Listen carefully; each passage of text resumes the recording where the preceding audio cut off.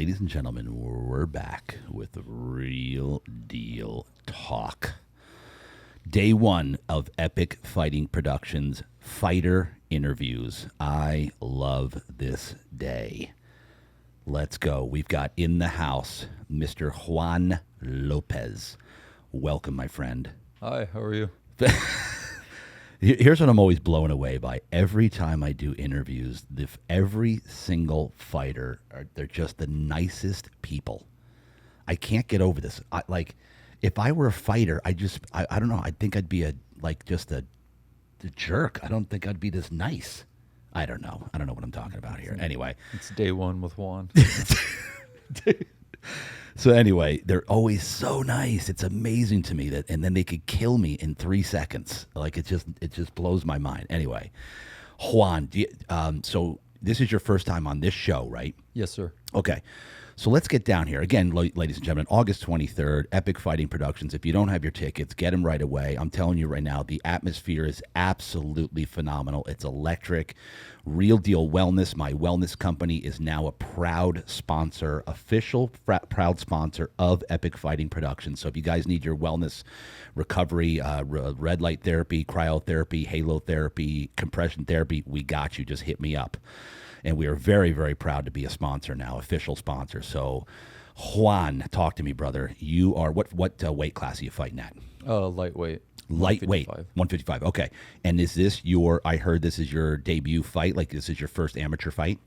This is actually my second one. Okay, gotcha. I had one in May in Bakersfield. Gotcha. And I won. Nice. Decision. Okay, good decision.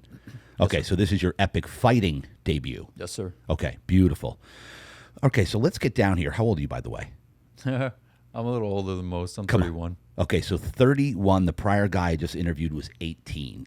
So yeah, there's a little bit of, but that's okay, bro. You know that you're good here. 30 is your prime. You know this. I've been training for about 6 years. And that's what I want to do. That's where I'm going to get into next. Is how long have you been but from the first time that you did anything, let's say it's wrestling, boxing, whatever discipline that your forte is, when did you start training? I was around 2000.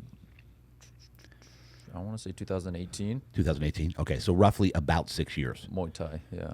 So it started with Muay Thai. Yes, sir. So that means that you were 25 years old. Yes, sir. Okay, so why at 25 years old, since you had never done anything before, why all of a sudden at 25 do you say, oh, I'm going to start doing Muay Thai? How does that happen? So at the time, I was a security manager of a sports bar, and that bar had a reputation of being pretty rough. Yeah. So there was a gym pretty close to that bar. So I went in and I asked the Muay Thai instructor if he did any privates. And he's like, yeah, I do. And at that time, I was like 205. Yeah. Jacked, 9% body fat. And this guy was like maybe 135. And he beat the crap out of me. I was like, how is this happening? My muscles are useless. This is what I just said. I'm useless. Yeah. And so I'm useless. At that point, first what I did was I started taking more lessons, and then I hired him to be one of my security guards. No way. Yeah, and he did a wonderful job. Watching him work with customers was amazing. Did he ever have to use his stuff? Oh ever? yeah. Like I said, this place was rough. Come on. I learned from him in the gym and at work, so it was great. All right, he's a good guy. Now you know that. So I normally just do long podcasts. Now I want to dig into this story here. Let's do this. Let's do this. Let's do this.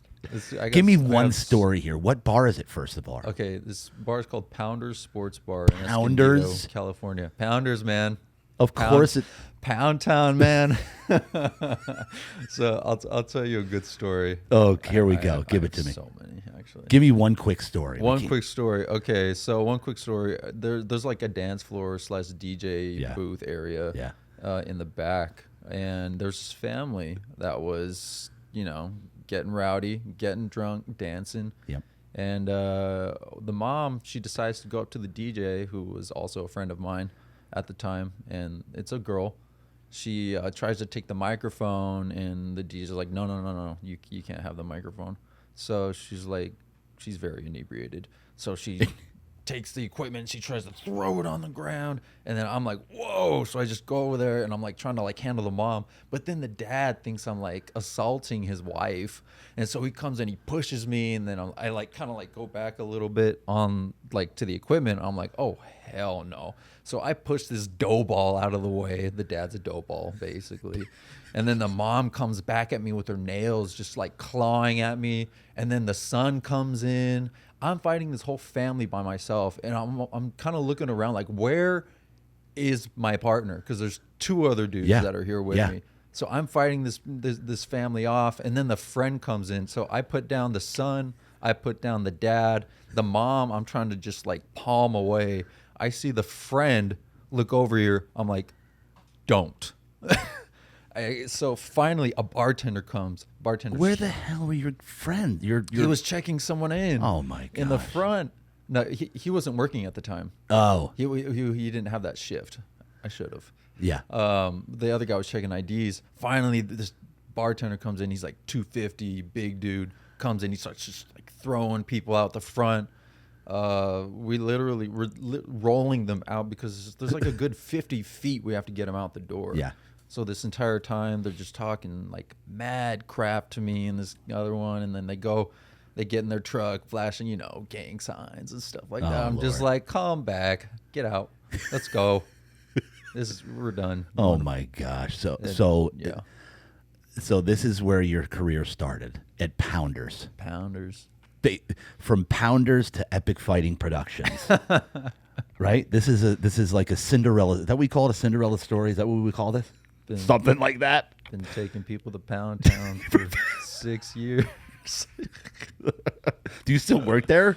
No, unfortunately, I don't. Unfortunately, I liked having my nights off. Yeah, and I was working I'm working like 62 hours a week now. Yeah, at my current job. So what do you do now? What's your job? I am the general manager of a car wash, a gas station, and a mini mart, also in Escondido. So then you know Chaldeans. Yes, many have come to. Don't they own the car washes? Not this one. Oh. This one is owned by a different company. Oh wow! But they always come in. My friend, how are you? Yeah. Oh yeah. Just like I'm doing quite well, sir.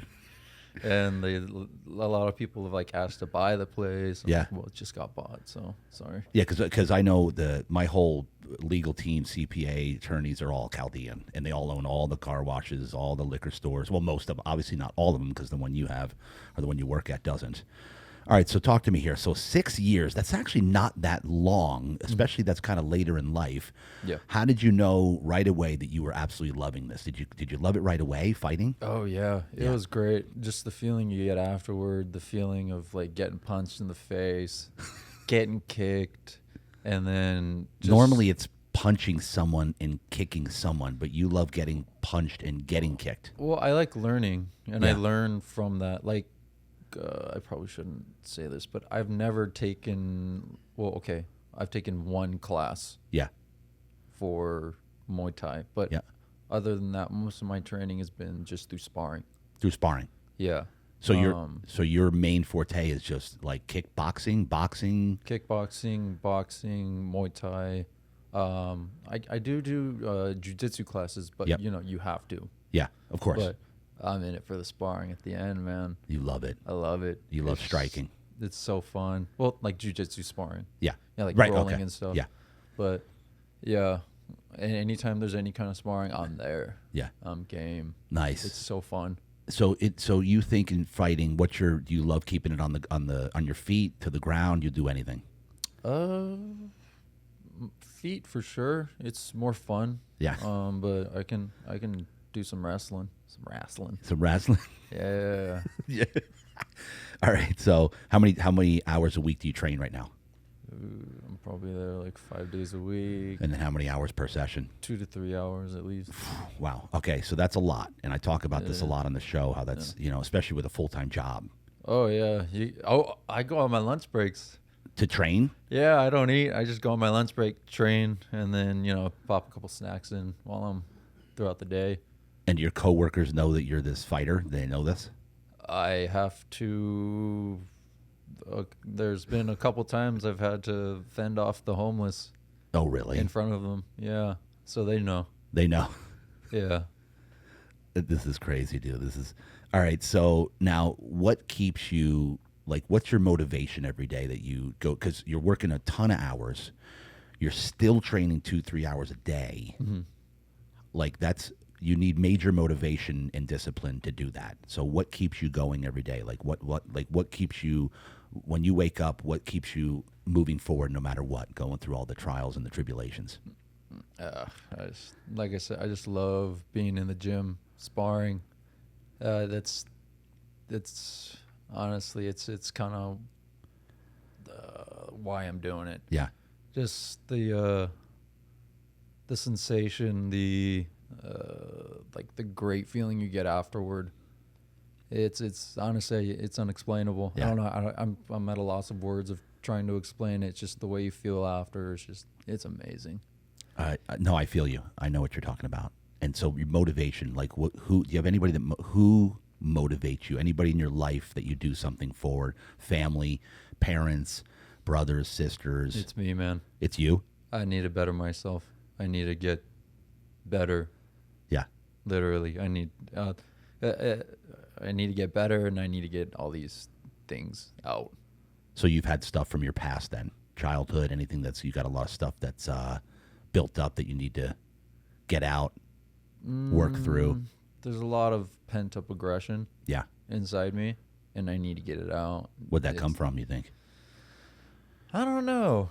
I think I know. My dad's family, they've all been fighters. My uncle, my dad,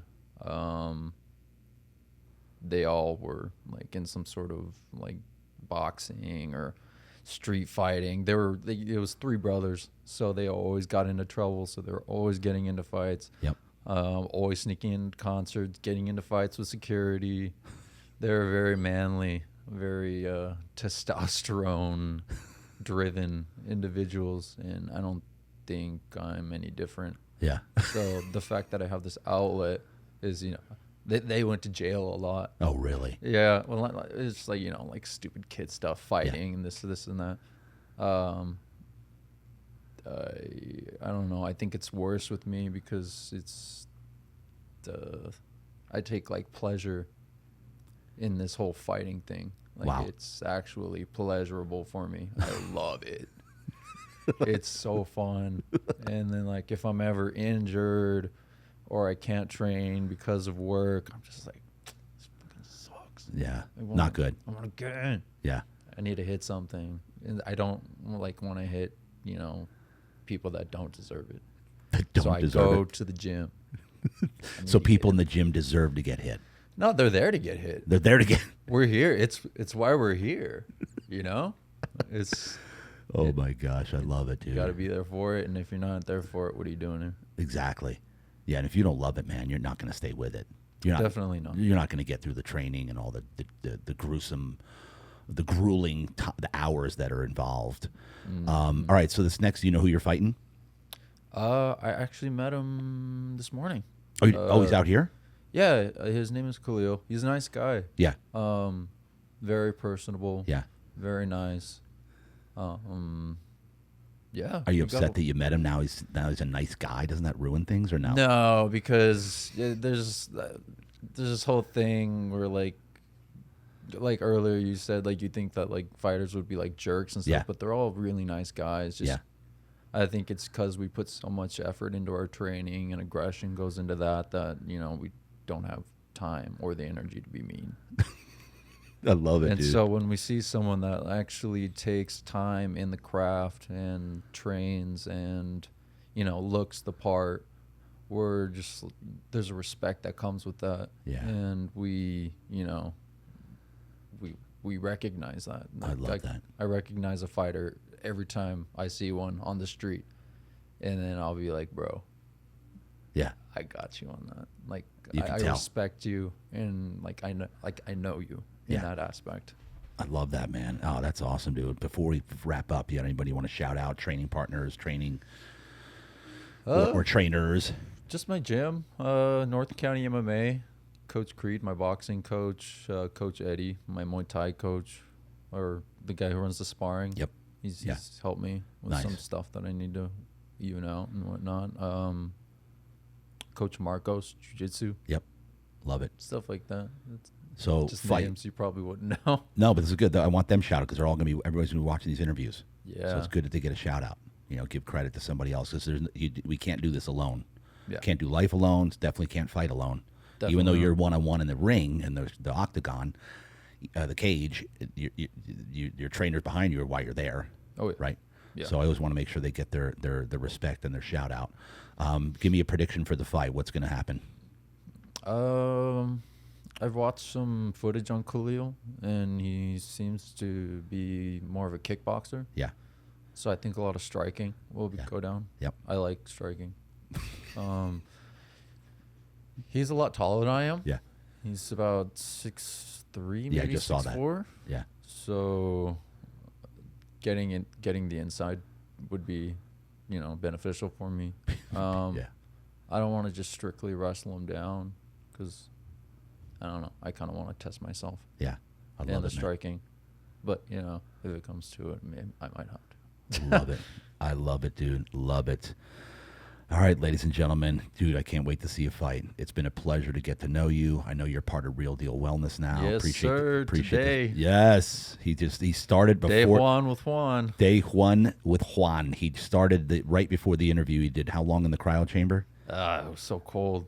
I only did 3 minutes, and last time I was a little disappointed because last time I did 4 minutes. Well, this morning was super 120 below zero. I'm still shivering. I don't know if you don't think I'm like tweaked out or anything. I'm just cold from earlier. That's what. Hey, cryotherapy, baby. Real Deal Wellness. All right, my brother, Juan Lopez, August 23rd. Epic fighting. Come out, watch my man. Watch the rest of the fighters. Get your tickets. Let's go. Real Deal Talk. That's a wrap.